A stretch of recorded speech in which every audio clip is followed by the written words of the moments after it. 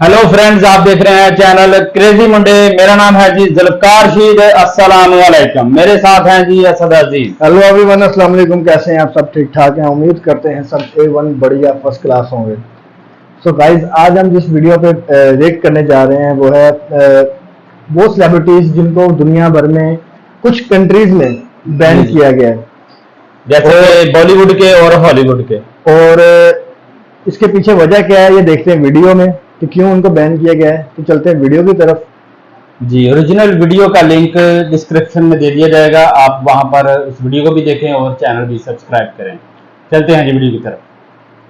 Hello भाई लोग, fact by air और द बीटल्स जिन्होंने world wide 600 million album sold out करके रिकॉर्ड बनाया था, उन्हें एक देश ने बैन कर दिया। कारण क्योंकि उन्हें भूख नहीं लगी थी। अब देखो, पूरा माजरा कुछ ऐसा था कि फिलीपींस की फर्स्ट लेडी इमेल्डा मार्कोस ने इन्हें अपनी पार्टी में इनवाइट किया, पर ये इनविटेशन द बीटल्स के पॉलिसी के खिलाफ था। सो उन्होंने बड़ी विनम्रता से इन्विटेशन को मना कर दिया, लेकिन मैडम ने उनके ना को दिल पे ले लिया और कर दिया बीटल्स को अपने देश से बैन। बताओ, ये भी कोई बात हुई? मतलब इंसान का कंसेंट, उसकी पॉलिसी, उसके भूख न लगने की कोई कदर ही नहीं है। और अगर इमेल्डा से भी ज्यादा कोई गया गुजरा है तो वो है चाइना। वो देश जो हर दूसरे सेलिब्रिटी को अपने देश का दुश्मन समझता है। तभी तो कैटी पेरी, मैरून 5 और जस्टिन बीबर के जैसे कई सारे सेलेब्स वहाँ बैन है। और एक तरफ जहाँ ये इंटरनेशनल सेलेब्स बैन है, वहीं अगर इंडियन सेलेब्स की बात करें तो आप मानो या ना मानो, बॉलीवुड में 2.5 किलो के हाथ से लोहा मनवाने वाले सनी देओल और उनके साथ ही भाई और बाबा भी बैन है। लेकिन क्यों? वो जानने के लिए let's begin. Number 1, Katy peri.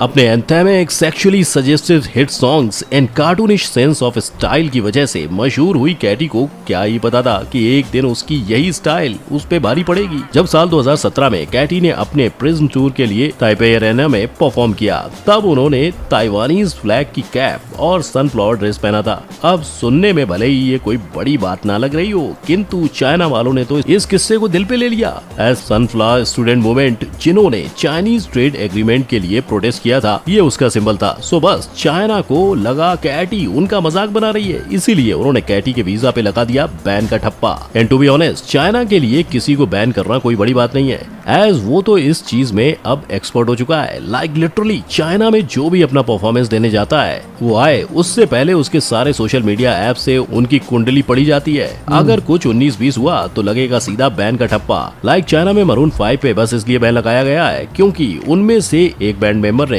Dalai Lama को ट्विटर पे हैप्पी बर्थडे विश किया था।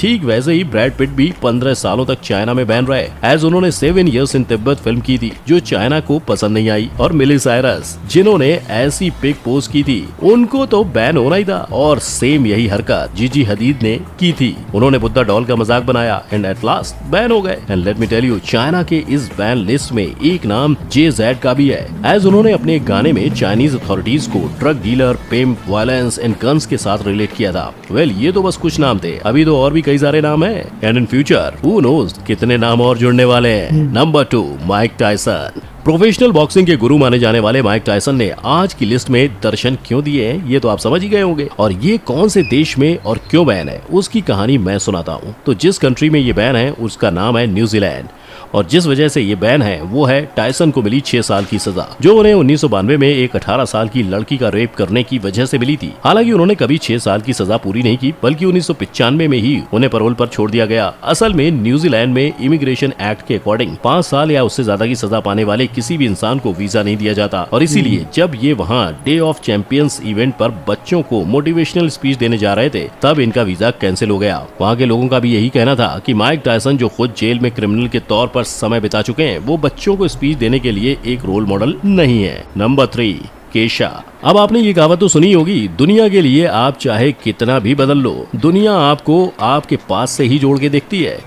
केशा इस कहावत की परफेक्ट एग्जांपल है, एज उन्होंने मलेशिया में अपनी परफॉर्मेंस देने के लिए स्पेशली एक सॉन्ग की लिरिक्स चेंज की थी, सो दैट वो वहाँ के कल्चर को ठेस न पहुँचाए। बट हुआ क्या, मलेशिया अथॉरिटीज ने कॉन्सर्ट के ठीक एक दिन पहले ही केशा को मलेशिया में बैन कर दिया, बाई स्टेटिंग कि वो वहाँ के कल्चरल एंड रिलीजियस सेंसिटिविटीज को हर्ट कर सकते हैं। इस बैन एंड कॉन्सर्ट के कैंसिल होने की वजह से प्रमोटर्स उसको 1.1 मिलियन रिंगिट यानी 1.94 करोड़ का लॉस झेलना पड़ा। बट इस बात से मलेशिया को तो क्या ही फर्क पड़ता, एज उनके लिए वो वहाँ का culture and rules he important है। यही तो वजह है कि उन्होंने केशा के जैसे ही बियोंसे को भी मलेशिया में बैन किया हुआ है। उनका कहना है कि बियोंसे काफी प्रोएक्टिव है एंड जिस प्रकार के वो कपड़े पहनती है वो एक स्ट्रिक्ट मुस्लिम लीडरशिप देश के अगेंस्ट है, उनके कल्चर एंड रिलीजन के खिलाफ है। सो बस बियोंसे के वीजा पे भी लग गया बैन इन मलेशिया का ठप्पा।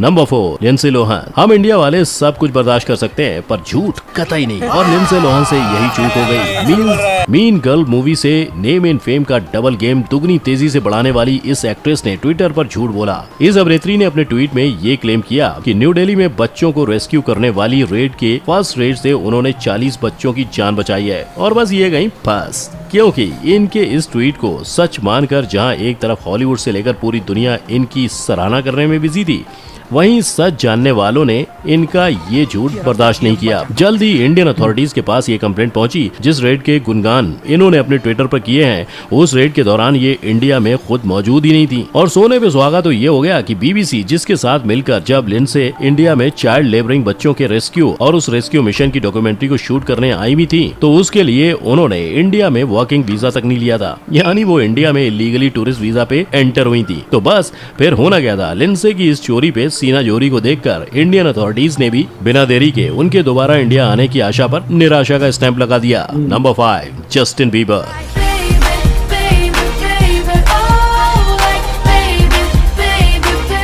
कि माला जपने वाले जस्टिन बीबर की माला चाहे भले दुनिया जप ले, पर अर्जेंटीना टू चाइना इनकी माला नहीं जपेगा। व्हाई? वेल, अर्जेंटीना से शुरू करते हैं। ब्यूनस एयर्स में हुए 2013 कॉन्सर्ट के दौरान कैनेडियन पॉप स्टार ने पहले अर्जेंटीना के फ्लैग को पैरों से स्टेज से गिराने की कोशिश की और फिर माइक्रोफोन स्टैंड से। लेकिन इससे पहले आप इस डिसरेस्पेक्ट को देखकर गुस्से से लाल हो जाओ, ये जान लो कि उन्होंने अपने कॉन्सर्ट के बाद ये एडमिट किया था कि उन्हें वो फ्लैग नहीं टी शर्ट लगा था। पर जाने अनजाने सही, लेकिन फ्लैग की डिसरेस्पेक्ट तो हो गई थी, इसलिए उन्होंने ट्वीट करके खुद को एक्सप्लेन भी किया और अपने फैन से माफी भी मांगी। हालांकि बात यहाँ खत्म नहीं होती। अर्जेंटीना में फ्लैग की डिसरिस्पेक्ट करने वाले को 4 साल तक की जेल की सजा होती है, और जस्टिन को ये सजा मिलेगी या नहीं, इस पर 2013 से ही केस चालू हो चुका था, जिसके चलते उनका अर्जेंटीना में जाना बैन हो चुका था। और ये कम था कि 2016 में फोटोग्राफर डीगो पेंसुआ ने जस्टिन पर अपने बॉडीगार्ड भेजकर उन पर अटैक का केस डाल दिया, जो केस अभी भी कंटिन्यूड है, और इसी के चलते वो 2021 में भी अर्जेंटीना का टूर नहीं कर पाए। साथ ही रही बात इनके चाइना में बैन होने की, तो भैया चाइना ने तो इन्हें कॉम्प्लीमेंट इंसल्ट की चाशनी में डुबो के मारा था। मतलब एक तरफ चाइना मिनिस्ट्री ने ये कहा था कि जस्टिन बीबर बेशक एक गिफ्टेड सिंगर है, दूसरी तरफ उसी मिनिस्ट्री ने 2017 में ये भी कह डाला कि वो अपनी कंट्री में बैड बिहेवियर वाले एंटरटेनर्स को अलाउ नहीं कर सकते। Number 6, Nelson Mandela. इंडिया के लिए वो गांधी के मित्र थे, साउथ अफ्रीका के लिए उनके मसीहा और यूएस के लिए एक टेररिस्ट। नाम नेल्सन मंडेला।